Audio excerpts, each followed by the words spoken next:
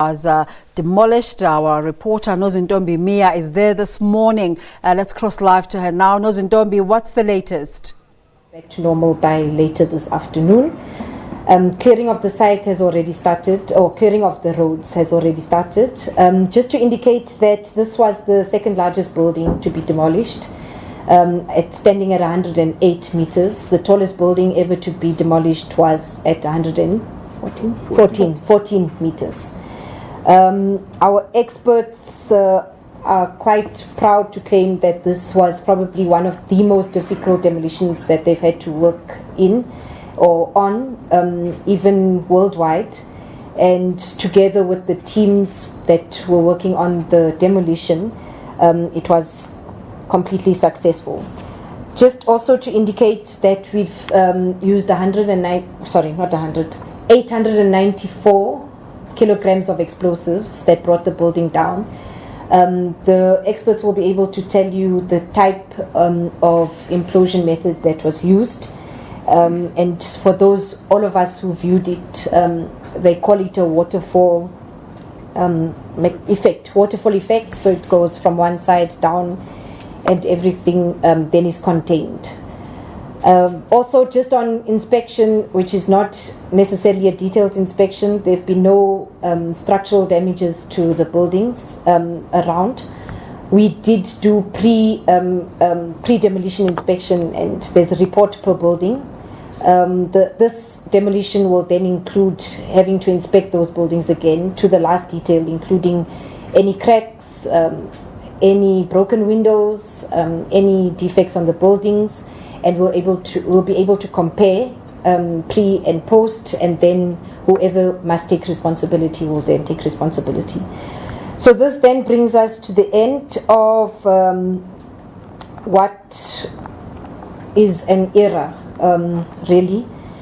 The building will now, or the site will now take a few months to clear all the rubble. Will then be able, it's also part of what we had explained to be the Kopanong precinct. This building will be rebuilt to accommodate one of provincial government departments. Also, just as an update, the families of the deceased were with us today, and colleagues of the deceased firefighters were with us today from this morning. We've been in contact with them since Wednesday, our post briefing.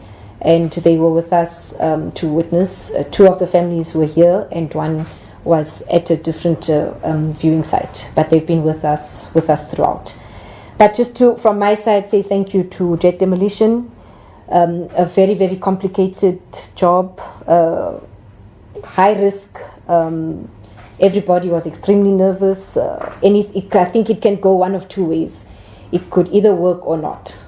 There's no real middle ground, and it worked. Today it worked. And thank you to ProPlan. I see you haven't slept. Your eyes are bloodshot. But I think after today, you can rest peacefully. Thank you very much. Thank you. Thank you very much, MEC. And I see Johan is here. Yes, Johan. Hi, Johan. Martinez. It's Johan is here. Martinez is here. And that is the safety manager for Jet Demolition, who has just been to the ground and making sure that the site inspections are being done and that the post-demolition process is well underway. I'm going to ask the colleagues from Jet as well as ProPlan to please chip in before we open our round of media questions. Let's do questions first. Questions first. Yeah, and they can respond. We will do 4 questions. Introduce yourself and the media house that you represent. Perfect. All right. Okay, we've got one at the back. And Morning. this side. Hold on, please. Morning, my name is Itekani Makwetsa from Newsroom Africa. Just want to ask, what about this building made it risky and difficult compared to the other demolitions that you may have done in the past? Well, the main factor is the height of the building. and its location... Sorry. Oh, sorry. Do you want us to move the mics? Take all the questions first. Okay, so we're going to take all the questions, just 4 questions first. We'll move it. Let's move it. And then that will allow us to move the microphones to people who are going to take the answers, so that we don't go up and down. And then we had another question this side. Okay, to them. Okay. Okay, my name is Nozintombi Mia from SABC TV News. How much did it cost to bring the building down? Okay. Thank you.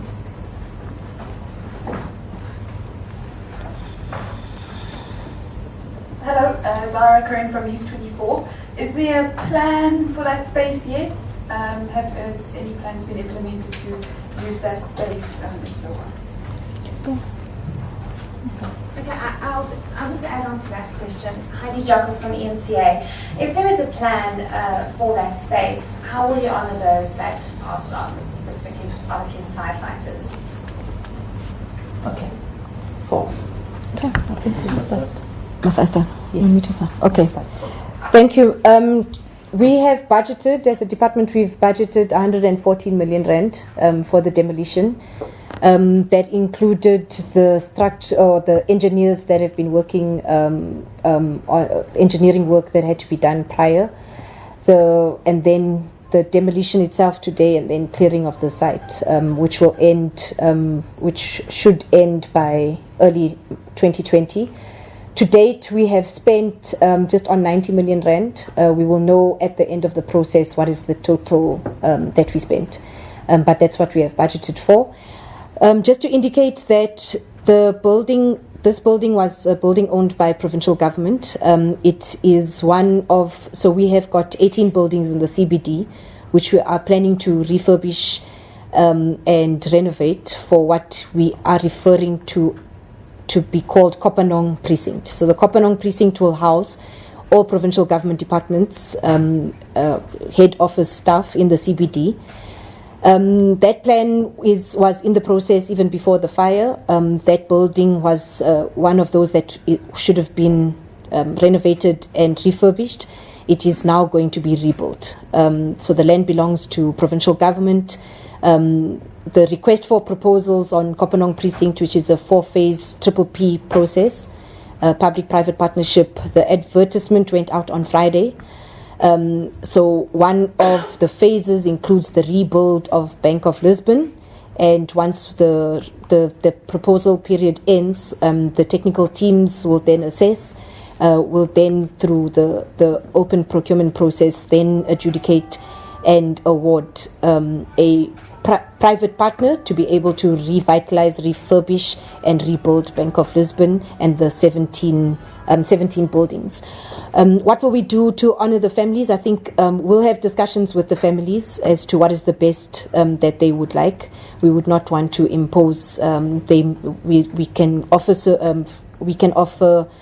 suggestions. However, I think together with the families, each family as a separate entity, not as a collective, what is the best that they feel we can honor them, and we'll be open to doing that. Want to respond to Just a couple why? of seconds. Okay.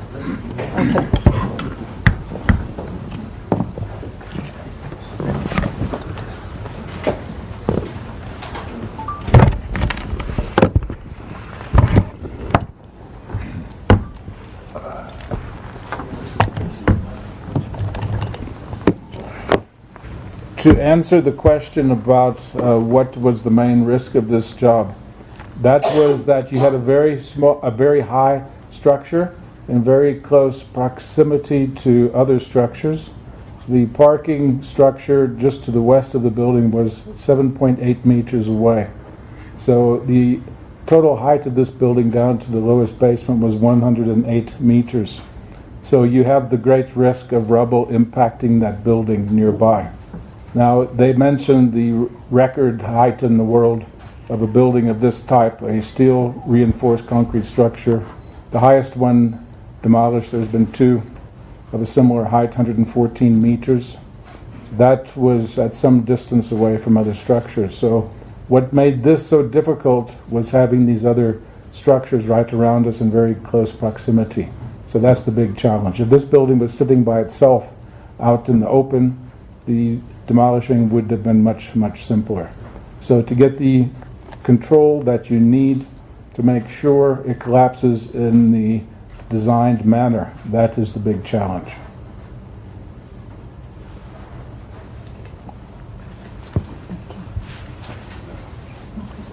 Okay. Do we have any more questions? Are we good? Are we good? Thank you very much. This media briefing is over. Thank you for making the time. Thank you. Good morning.